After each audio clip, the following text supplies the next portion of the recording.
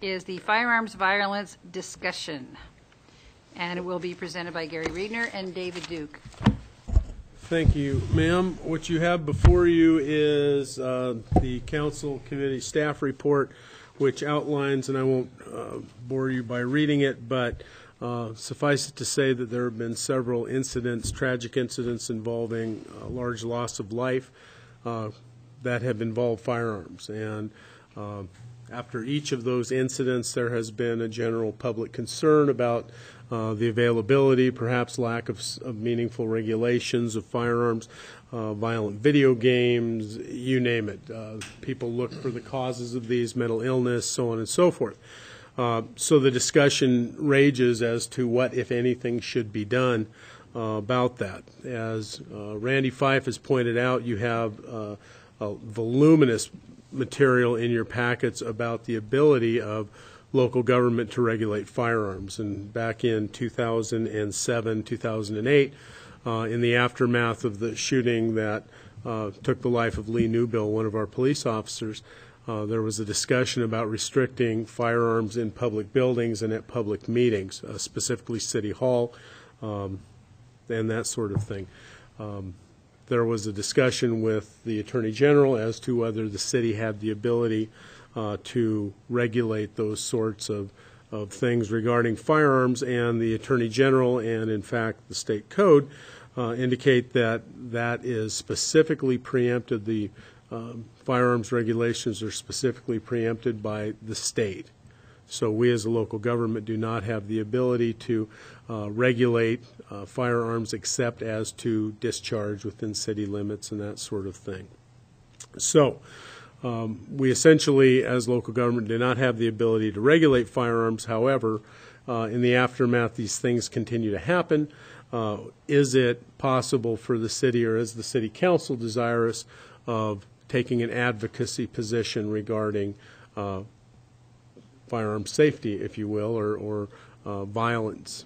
So at that point, Chief Duke was asked to analyze the situation as it currently sits and to provide some background to the city council that you could then review and determine if you wanted to, which direction you wanted to take on it. So you have a memo in your packets that I'm sure you've all read entitled Police Recommendations to Reduce Gun Violence.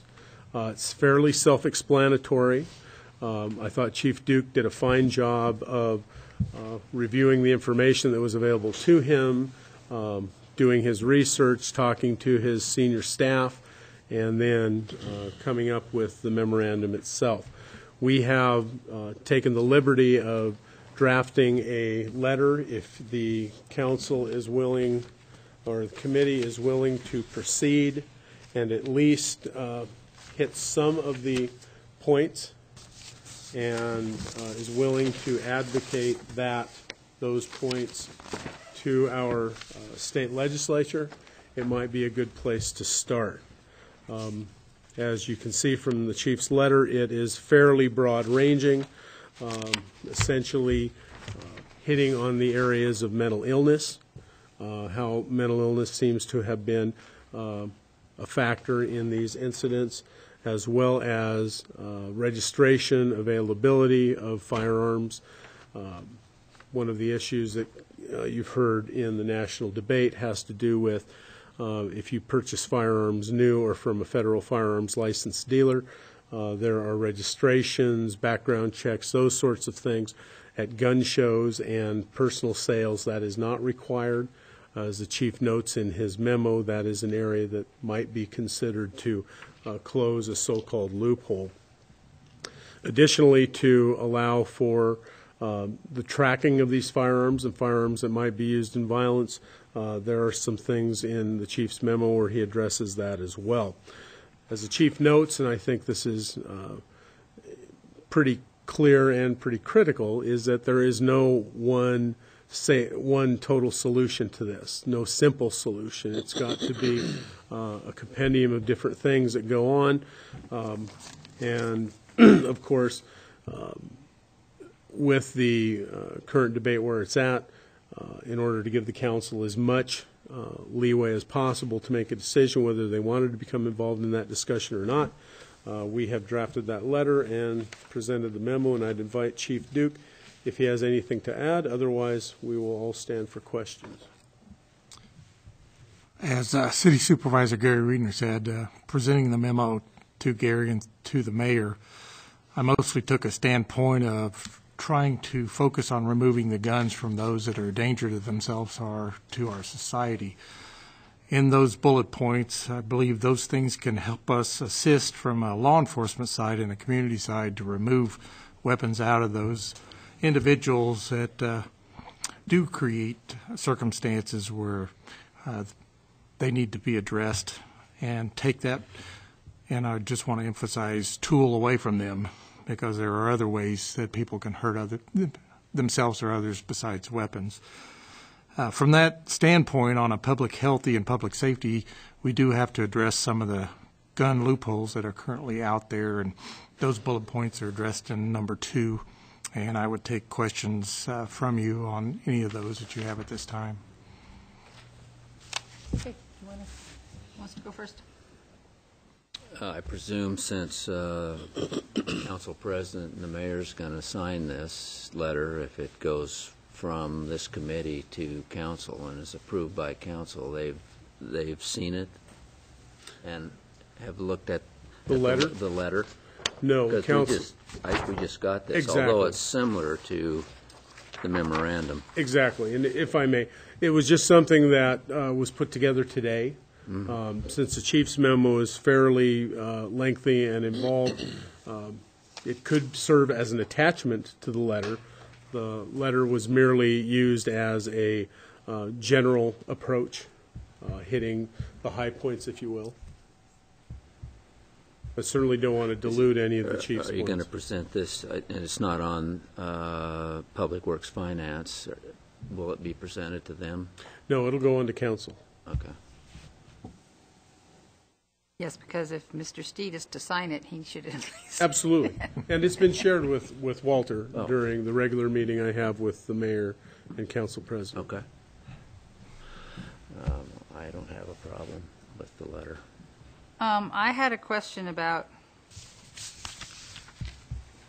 it says mandatory seizure or surrender of firearms and ammunition to law enforcement until court status hearings for as several crimes.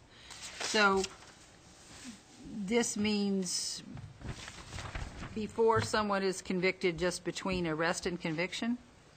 Correct. Between arrest and trial? Correct. And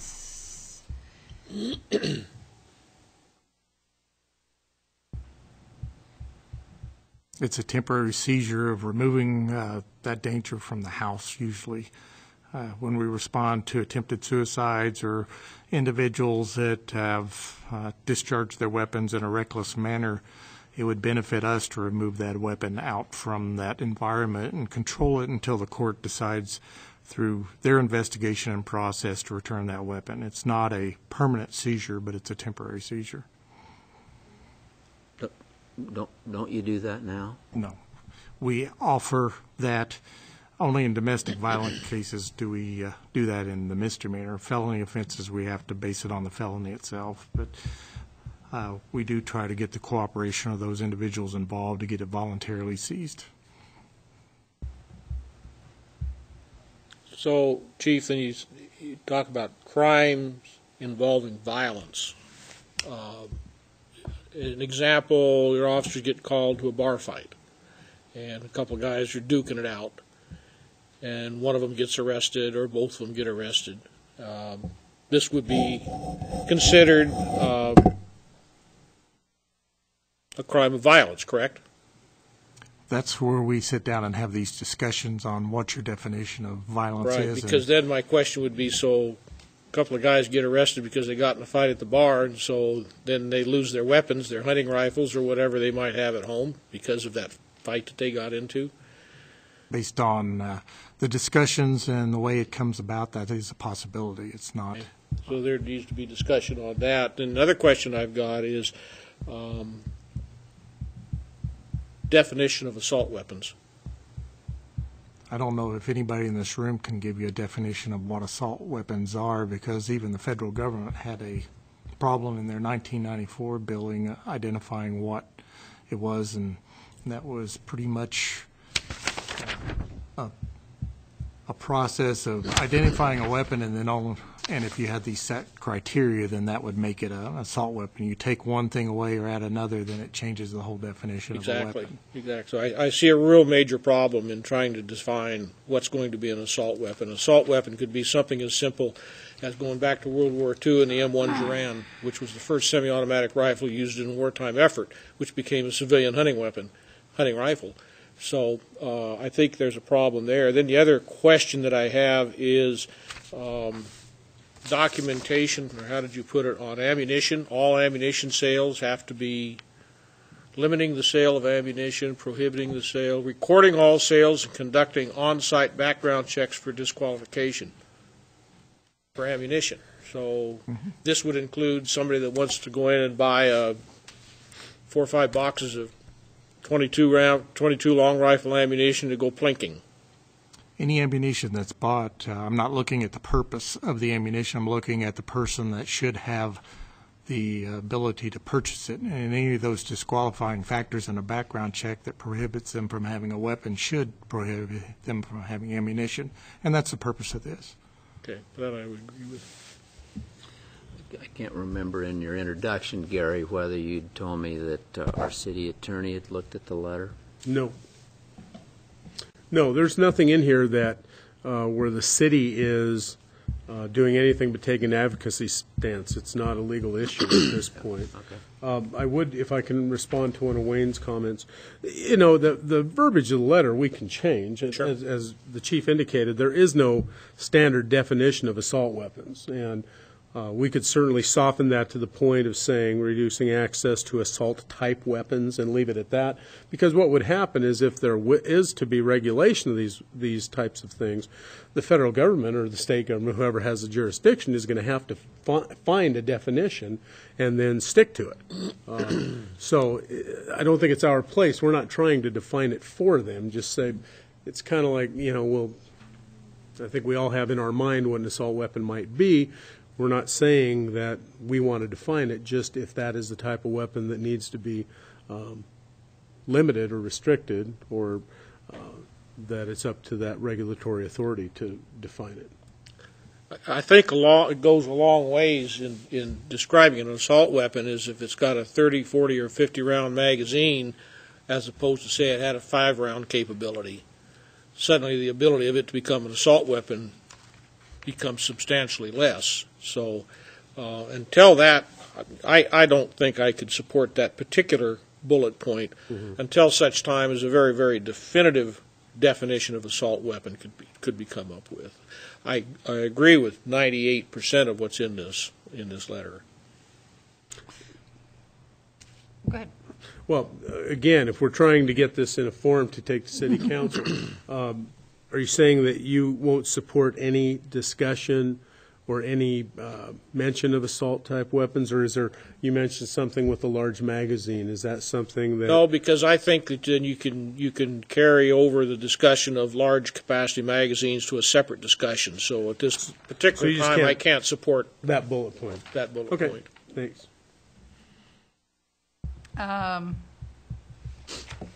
The entire bullet point, Wayne, or just the 2 words that say assault weapons?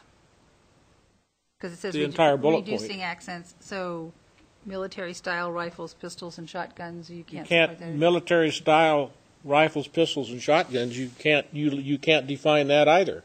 Okay, you can. With just pistols and shotguns? No, you can't pistols it either. doesn't have to be military style. Is that what you're talking What's a about? military-style pistol that's not utilized in civilian usage? Okay, so you're not taking the military style out of it and just You thinking take a pistols Sig and Sauer shotguns. 229, which is a standard issue military Yeah. weapon for, I think the Navy and Coast Guard are using that now. But at the same time, that's also one that's utilized in a civilian capacity. I don't think you can define that. Okay, my question was, it says in the letter, it says law enforcement officials here recommend. So who are here in the city, here in the county, here in the state, here in the where? Within the city, and it's the command staff.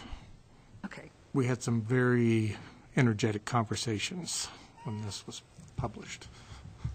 And we all agree with the bullet points, so it comes from the city police department and the command staff, not the line. So should we put in Moscow Law Enforcement Command Staff? Yes. Moscow Police Command Staff. Okay, thank you. I, for one, would like to see the letter go forward to include the bullet point on the assault weapon. Okay, Say with that bullet point? he likes it. At first, Sue, can you lower your mic a oh, little I'm bit? sorry. At first, I was knowing legally that the city can't pass anything that has any controls at all. It has to go to the state. And the reason they're asking for an advocacy letter is so that we can express some of our citizens' concerns to the state.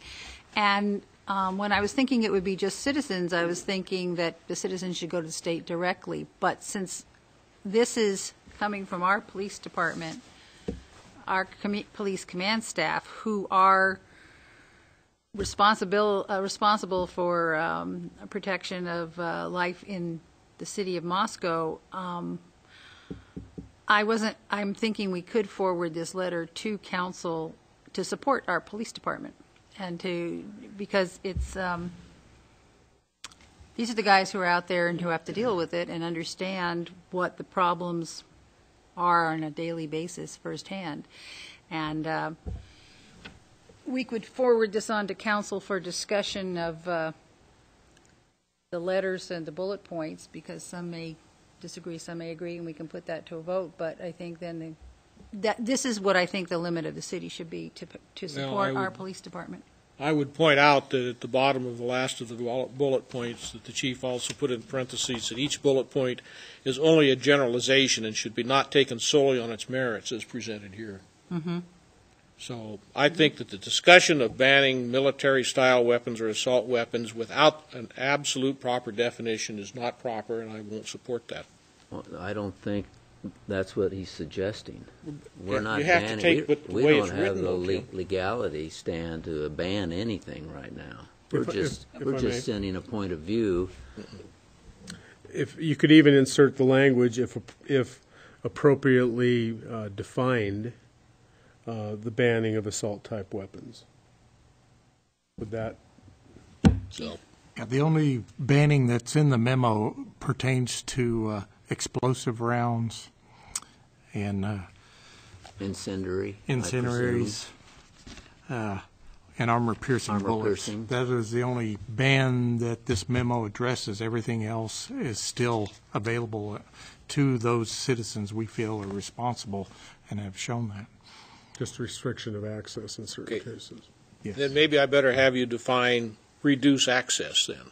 Reduce access. Right, it doesn't say ban, it says reduce access. Yes, when you show a need for those type of weapons, because they're created for a general purpose. Every weapon out there that are classified as guns have been created for a specific function, and I believe that those people that want these type of rifles, including myself, show a need for them, then they shouldn't be completely banned from having those. They go through a purchasing process and show that they are proficient in their use.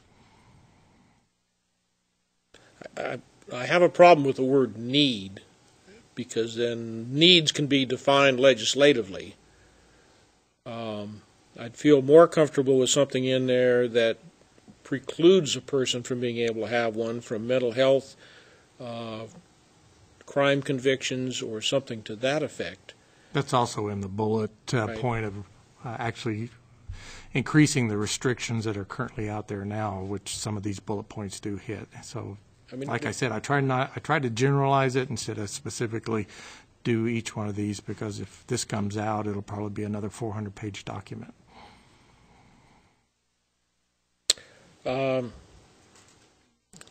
That bullet point is still too ambiguous to me. I just can't accept it. A need or a military desire. style, or until we got some really good definitions. said, I support 98% or 99% of this, even right down to the point of large, high-capacity gun magazines. That's certainly a talking point, because that's well-defined. But we're not defining a need, we're not defining who, and we're not defining what when it comes to military-style weapons. Yeah, and that's why I didn't try to address the capacity. I think if you show a need for a high-capacity magazine, especially in sporting recreational events, then you should be able to have access to those also. But I've said my piece. So. I think Councilman Lamar would like to approach the bench. The bench. You're right. That's okay. Hi, Tom Lamar, Moscow City Council. I guess I support us adopting the letter and moving it on. I think we pay the police department to be the professionals in this area, and I don't know if we need to define every single word in the letter that comes through. I know that it's become fashionable in the United States in the last week or so to say so-called in front of the word assault weapons. I just don't think it's necessary. I mean, we could say so-called pistols, so-called shotguns, so-called rifles. I mean, we could define every one of these things in detailed format, but I don't think we need to in a simple memorandum that comes from the police department to us, or from the police department or from the city council to the state legislature. I think we can move forward. I think we all know what we're talking about. People are being killed, and if the tool that's being used to kill people is a certain tool that we need to reference, then let's address that. If we need to submit a 40-page definition following that letter, we can do that later. But I think we need to move forward and see some changes in this country, in the city, and the state. So I'd like to see it move forward. Thanks. Thank you. I'd like to not throw the baby out with the bathwater. I'd like to pass this on to council and for possible wordsmithing or elimination of that phrase. But I think the support of the police department is important, and I think the council should be able to discuss that and not just send it exactly the way it is. Maybe there's a way we could either eliminate that bullet or find a way to wordsmith it so it expresses more what you have in mind. Not at this time. We'll discuss it at the council level. Okay, shall we send it on to council? Absolutely. Okay. That's what I'm saying, send it to council. All right, thank you very much. And we will likely send this to, my understanding is the Idaho State Judiciary and Rules Committee is the committee that's charged with this sort of thing, so Senate and House, so identify that's likely where it'll be addressed.